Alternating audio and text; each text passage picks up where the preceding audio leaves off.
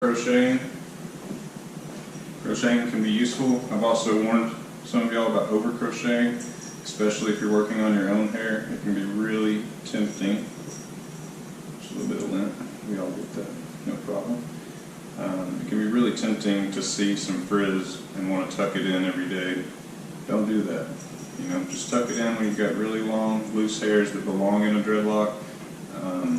You know, if you've got a holiday or a wedding or something important, maybe do some crocheting. You could even use some aloe vera if you wanted to lay some frizz down. Don't use gel or hairspray or anything like that. You could use some natural aloe vera like you rub on sunburn, and that could lay frizz down for like some photos, something temporary.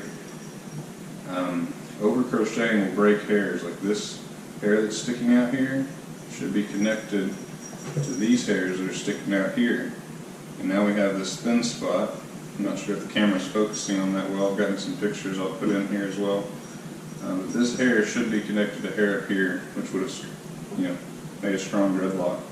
She's broken some hairs on at least 2 of these that I've seen. We're going to push this up and reconnect these hairs, almost like we're attaching an extension. I'm going to strengthen that up.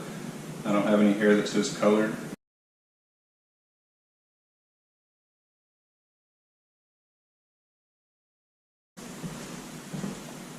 Alright, we're about a third of the way through Josh's dreadlocks. We're going to do maintenance on this side. I'm going to start a little bit on this side, and I wanted to show how I drop my crochet hook. I'm using a 0.6 millimeter.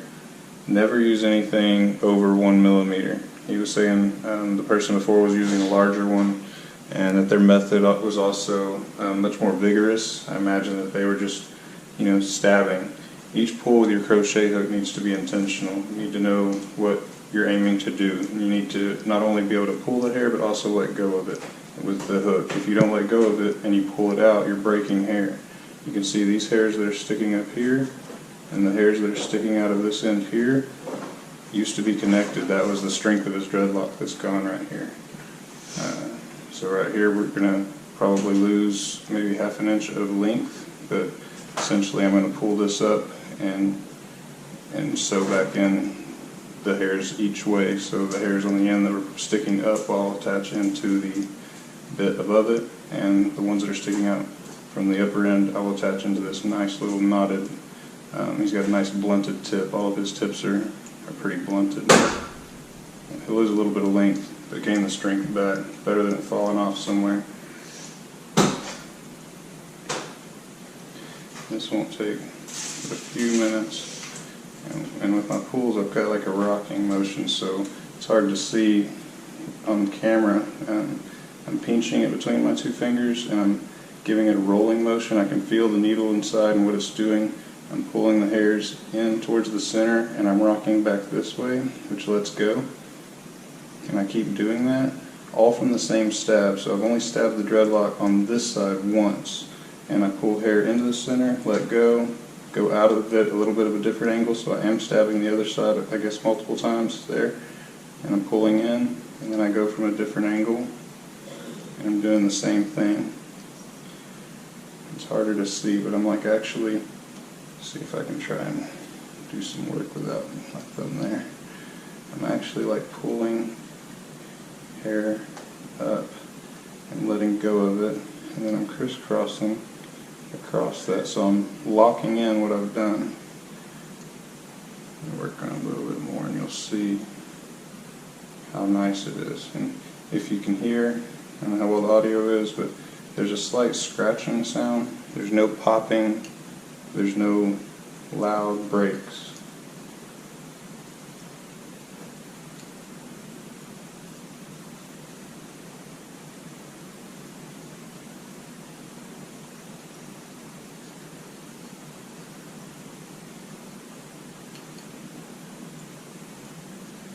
He's got a little bit of buildup in the base, mainly where the root flipping was. Also, he was using shampoo from the salon that he was recommended that's for natural hair, and it adds moisturizing and conditioning. Dreadheads, I mean, everyone's hair will naturally unless you have some specific medical condition, your hair will naturally produce oils. I quit using hair conditioner years before I got my dreadlocks, and I had long, to my waist hair before I donated it. I cut it up to my shoulders, donated it, grew it out a bit more, and then got my dreads for the first time. I quit using conditioner long before when I was just researching dreadlocks, and my hair naturally started producing a proper amount of oil. Got to where I didn't have to wash my hair as often, 2 or 3 times a week, and that was just naturally healthy for me. I never had tangling issues. I mean, at first, your hair does react poorly to not, using conditioner anymore if you've just got long straight hair and you quit. But there's no way you want to be conditioning this. These natural oils are good enough. We wash those off weekly, any excess. Dry, clean hair, knot's the best. So you want to just keep it clean and dry. Washing it, making sure you dry it well, and just let it be frizzy. Friction is good. Don't worry about rubbing them around.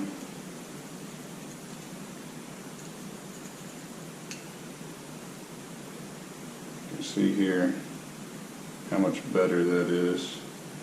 Let me see, there's another one. I believe this one here. This one here is like that one was. So see, this is the same situation. Look at the difference here. You got good dreadlock, broken hairs, the few hairs that are remaining that are just straight from holding the weight of this blunted tip, and then a nice blunted dreadlock tip. And this could be the case further up. This doesn't have to be on the tip. This could be way up here. I have had some weaker spots that I've tightened up. You essentially are just going to cinch out that. So you're attaching this good dreadlock end to this good dreadlock end, and you're knotting it up with this excess. You're not doing it in that fashion because you'll end up with that loop there. So I'm just slowly pulling a little slack out. What I'll do is I'll grab this hair that's sticking out, and I'm going to aim to attach it about right there. I'll kind of give it a nice little wrap twist, and that's where I'll start preparing this one. Make sure you're letting go of the hair once you pull it inside.